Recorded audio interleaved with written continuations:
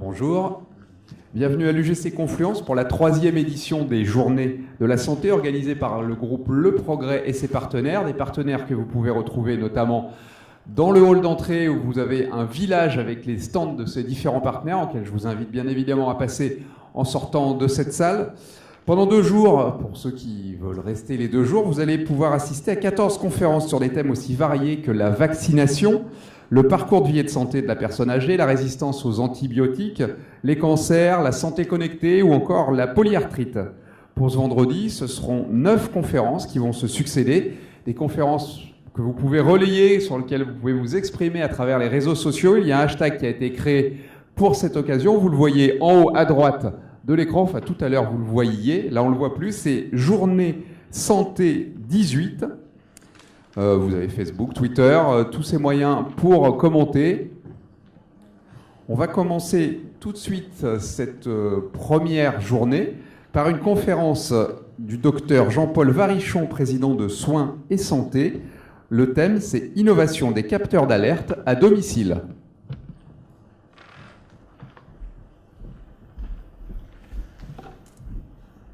Voilà, merci.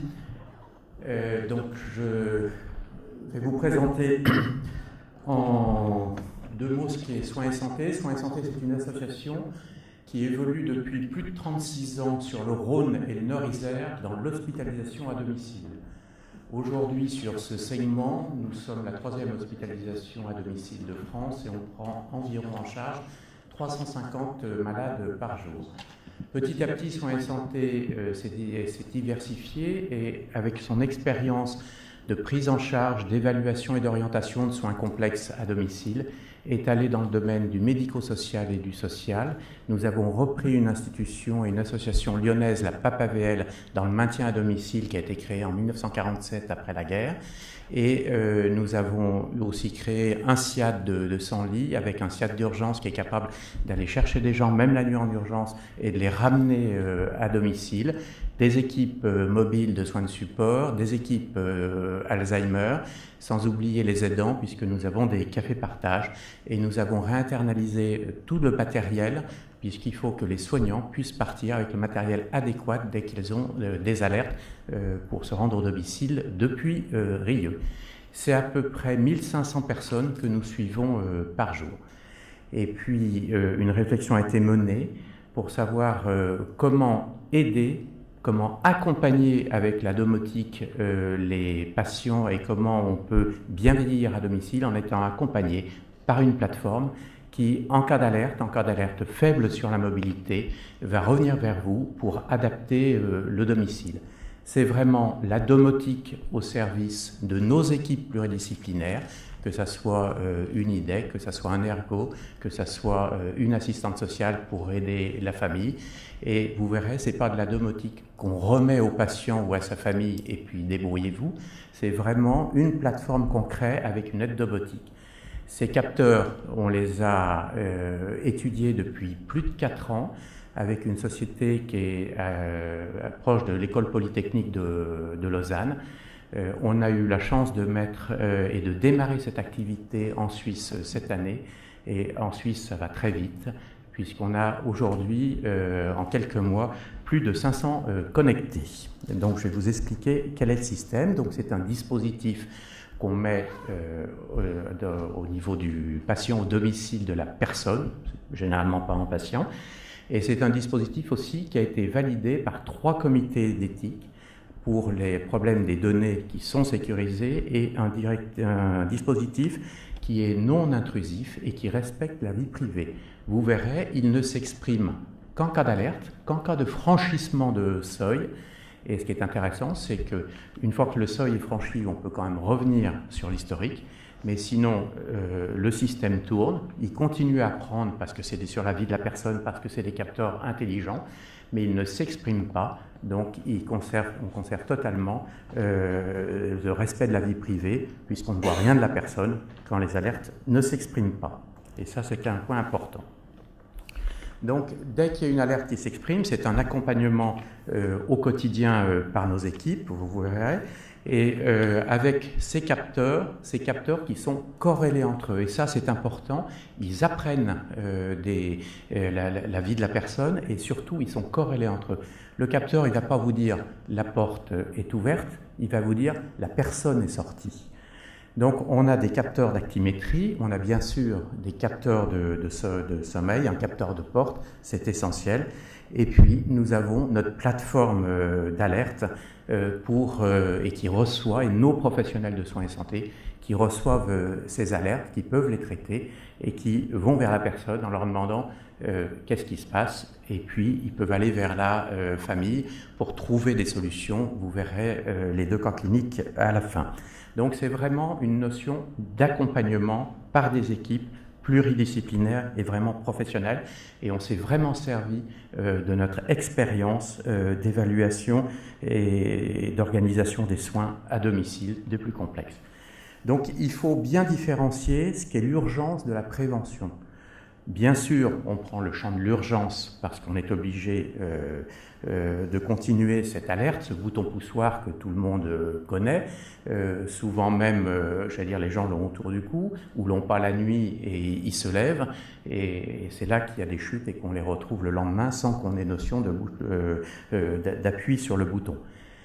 Cette notion d'alerte d'urgence, qui est très connue en France, ceux qui la vendent, finalement, que font-ils? Quel est leur métier? C'est de transmettre un message du bouton à une centrale qui est généralement soit les pompiers, soit le 17. Ce n'est pas de l'accompagnement, c'est vraiment la transmission d'un signal. Aujourd'hui, dans les alertes de prévention, c'est vraiment, on recherche des alertes et on recherche avec les seuils des alertes dans les troubles cognitifs, dans les troubles du sommeil, dans les troubles de la mobilité, une baisse de mobilité. Et nous, c'est notre plateforme qui est prévenue et qui, après, on le verra, évalue cette alerte et met les nouveaux dispositifs, en parle avec la personne et met les nouveaux dispositifs qui s'imposent. Donc, c'est vraiment aller chercher très tôt des signes de perte d'autonomie pour essayer de retarder l'institutionnalisation, démarrer très vite l'organisation du domicile, l'organisation des aidants, pour permettre ce bien vieillir à domicile, ce bien vieillir longtemps à domicile, et ne pas se retrouver dans des situations d'urgence qui nécessitent très vite soit des hospitalisations, soit, j'allais dire, l'institutionnalisation en urgence. Quand on voit des pertes d'autonomie, ça nous laisse le temps d'aller, quand il le faut, en dernier recours, vers l'institutionnalisation et de prévoir une institutionnalisation. C'est quelque chose d'extrêmement positif.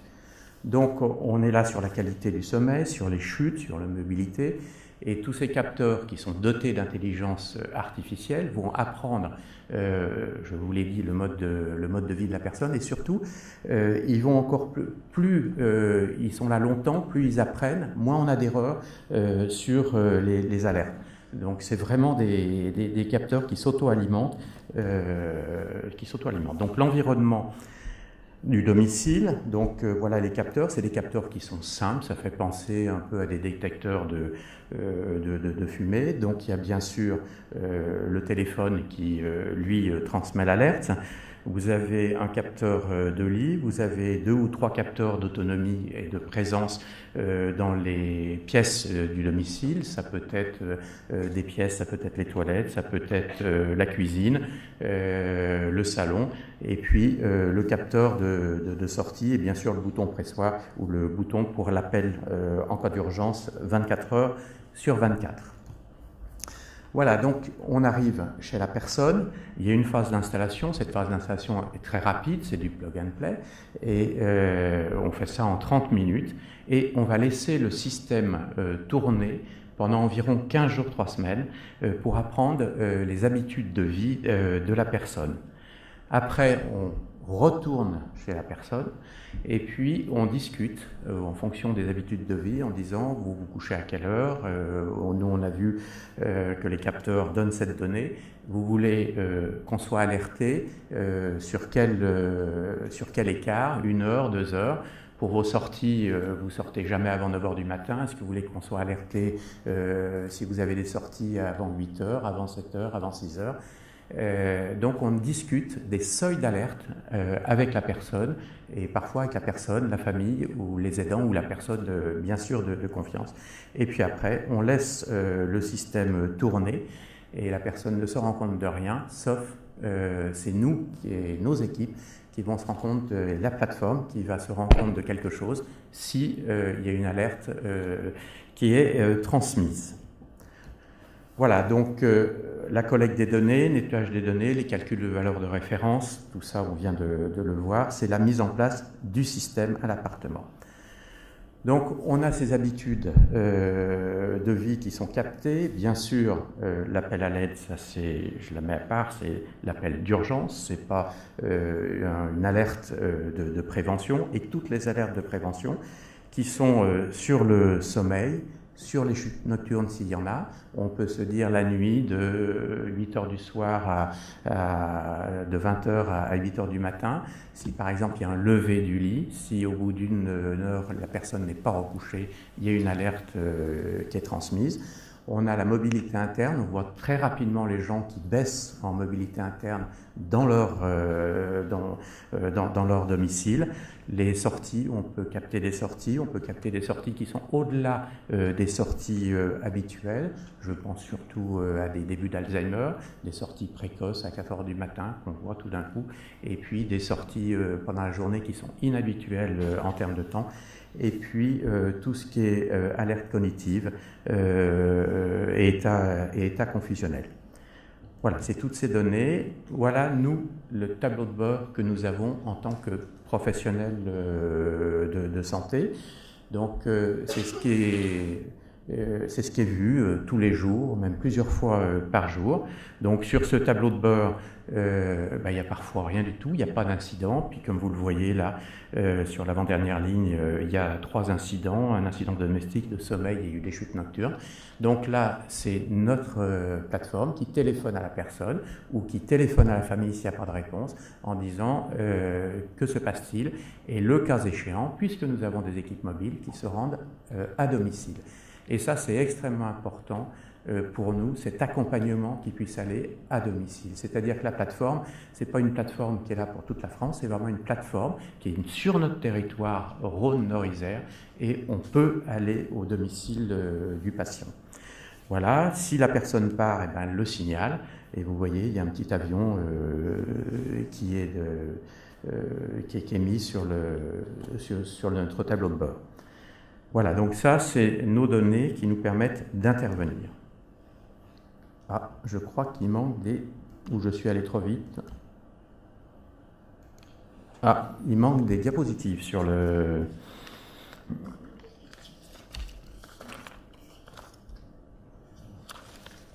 Je ne sais pas ce qui s'est passé.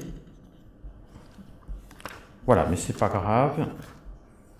Voilà, donc je finissais par les cas cliniques. C'est dommage que vous ne les ayez pas en live.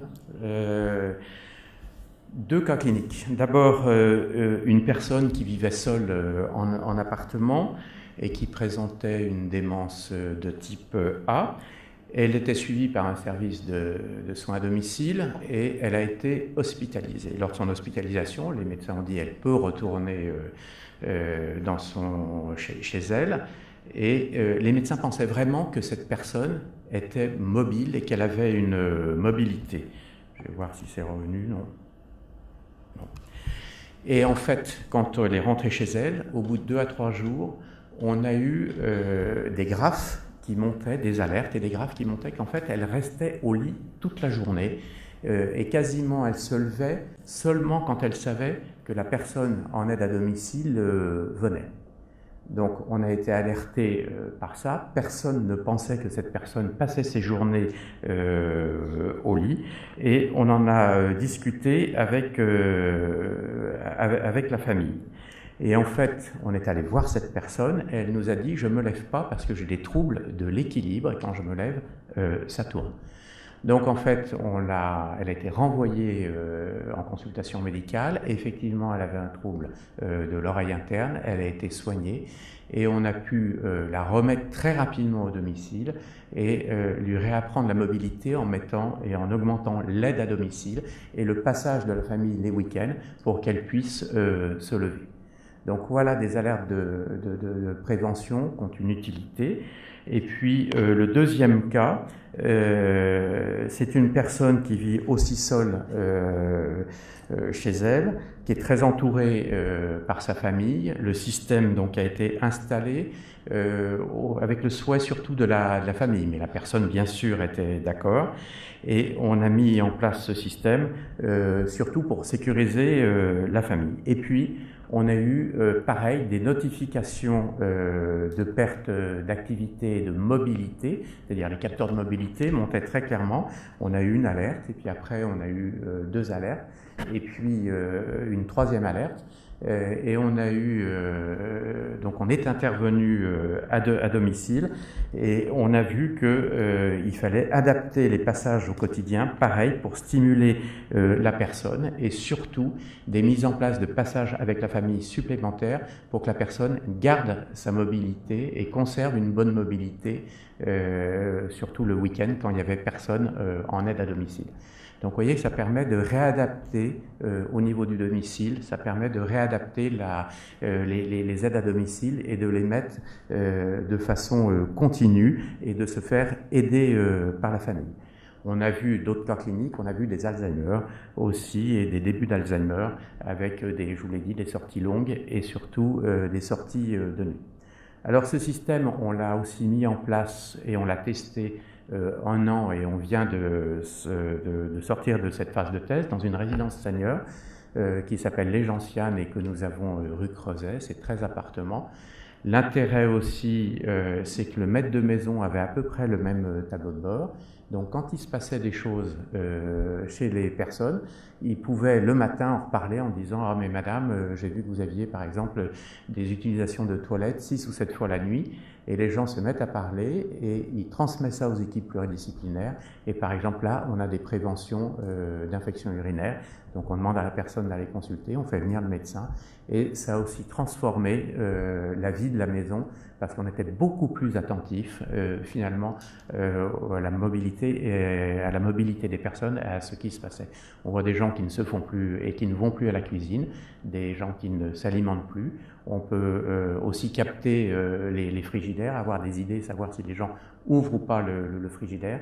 Donc vraiment des alertes qui sont très utiles pour réaxer et pour voir cette perte d'autonomie, ce début de perte d'autonomie et pouvoir intervenir rapidement pour mettre en place les actions qui s'imposent. Donc je pense qu'il faut vraiment voir qu'avec ces alertes de prévention, on sort du domaine de l'urgence. C'est une plateforme qu'on met à disposition pour capter ces pertes d'autonomie et pour intervenir, pour accompagner à domicile. C'est un peu quelque chose qui se situe, je dis souvent, entre le 0 puis le 17 et 18, c'est-à-dire la police et les pompiers, et qui permettent de suivre, d'accompagner le malade, bien sûr avec les équipes médicales, puisque chaque fois il y a un rendu qui est fait au médecin. Et vraiment, notre expertise d'évaluation d'orientation du domicile et de soins complexes nous a beaucoup servi et nous sert encore pour faire évoluer ce modèle de capteur et de prévention. Voilà, je vous remercie.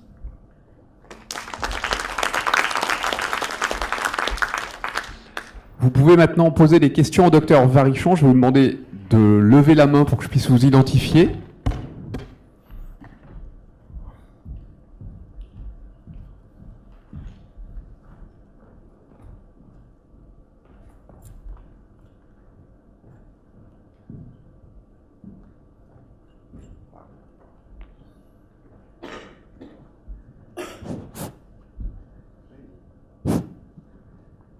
J'ai une question concernant, puisque votre système est fondé sur un certain nombre de capteurs donc, qui sont tout à fait classiques en ce qui concerne la détection de mouvements, etc.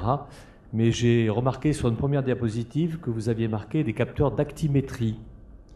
Est-ce que vous pouvez nous donner quelques renseignements techniques sur le type de capteur que vous utilisez?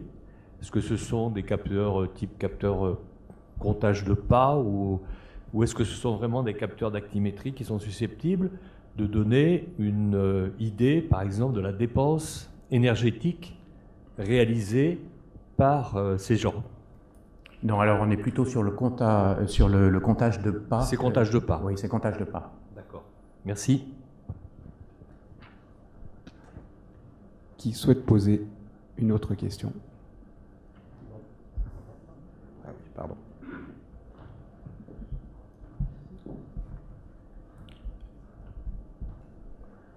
Bonjour, je voudrais connaître, si possible, le coût du système et comment il est pris en charge. Alors, le coût du système, c'est 120 € par mois, sachant qu'il y a un crédit d'impôt de 60 € par mois. Donc, le coût réel est de 60 € par mois. Il est pris en charge, j'allais dire, comme l'alerte actuelle à domicile, donc vraiment par la personne. Il y a parfois des mutuelles qui peuvent donner un complément, mais c'est le même modèle économique que l'alerte d'urgence. Voilà, donc le coût réel, 60 €, comme on est service à la personne, le coût réel est de 120. Ce qui coûte cher là-dedans, c'est par le capteur, bien que les capteurs, le coût des capteurs et le coût d'une installation, c'est à peu près 700 €. Ce qui coûte cher, c'est le personnel de la centrale. C'est-à-dire que on met du personnel, il y a des ergots, il y a à peu près un ergot pour 350 connectés, il y a une infirmière, il y a une secrétaire, il y a des gens qui sont là justement pour capter et pour voir les alertes. C'est ça qui coûte cher. Les systèmes, ils tournent. Quand vous faites une alerte d'urgence à domicile, celui qui vous vend l'alerte, il vous vend un système qui vous permet de se connecter à des polices ou à des pompiers. Nous, on se connecte vraiment à une centrale et à une plateforme interne pour, j'allais dire, intervenir au domicile le cas échéant. Voilà, donc le modèle, vous voyez, est complètement différent. Je pense que si on arrive après à passer des caps, c'est des tarifs qui peuvent aussi diminuer. Et je suis conscient que par rapport à une alerte qui se situe entre 15 et 25 €, 60 € c'est plus cher, mais le service n'a rien à voir. Et en plus, au niveau de l'association, on s'aperçoit qu'on capte des choses en termes médicaux sur les patients. Donc quand on intervient, on a déjà des antécédents, on peut discuter facilement avec le médecin de ville et la famille pour prendre des décisions. Voilà. Pour revenir sur les capteurs, je voudrais vous dire qu'on évolue très rapidement sur les capteurs, qu'actuellement on est en train de développer des capteurs de lit. On peut même, j'allais dire, prévoir des pauses respiratoires et on peut être alerté sur des pauses respiratoires. C'est des choses qui sont encore en expérimentation, mais il y a des choses extrêmement intéressantes sur les capteurs qui sont en train de se développer. Mais il faut être derrière, il faut être au bout du fil. C'est le problème de toute la télémédecine. Vous pouvez mettre, j'allais dire, toute la technologie, s'il n'y a personne au bout du fil, s'il n'y a pas vraiment des professionnels au bout du fil, ça ne marchera pas. Autre chose aussi, vous avez des alertes qui sont confiées à la famille, et en fait, donc la famille peut voir ce que font leurs parents, et on s'aperçoit que c'est très mal vécu quand la fille téléphone en disant « Allô maman, c'est 8h30, pourquoi t'es pas levée ?» Donc c'est des choses qu'on ne peut pas remettre aussi à la famille. C'est vraiment une autre forme d'alerte de prévention. Voilà, c'est la technologie avec des professionnels au bout du fil. Oui, moi, excusez-moi, je vais un complément de ce que vous aviez... Je suis là. Par rapport au handicap et la prise en charge, parce que du coup, les alertes classiques téléalarmes peuvent être prises en compte par la MDPH dans le cadre de la PCH. Du coup, votre outil, au même titre que j'imagine le téléalarme, pourrait être aussi pris pour les personnes handicapées en compte, certainement, puisque si... Tout à fait, parce qu'on a l'alerte d'urgence. Bien sûr, l'alerte d'urgence est compris dedans, donc c'est un paquet. Donc ça peut rentrer aussi dans cette prise en charge. Qui souhaite poser une question?